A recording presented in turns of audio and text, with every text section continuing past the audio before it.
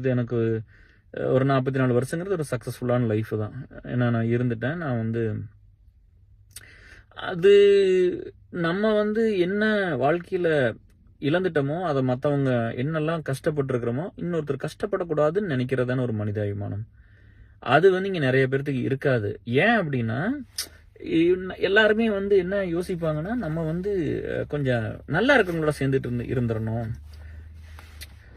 இப்ப நீங்க போய் யாருக்காவது வந்து இப்ப சொல்லுங்களேன், இப்ப வந்து நம்ம கேட்கிறோம். நெறைய பேத்துட்டு போய் என்னால டைம் ஸ்பெண்ட் பண்ண முடியாதுன்னு சொல்லுவாங்க. சரி, அவங்க மனசாட்சி தொட்டு சொல்லுங்க. அவங்க எங்கேயுமே ஒரு நாளைக்கு டைம் வேஸ்ட் பண்றதில்ல. எல்லா டைமுமே ப்ரொடக்டிவா தான் பண்றாங்கன்னு.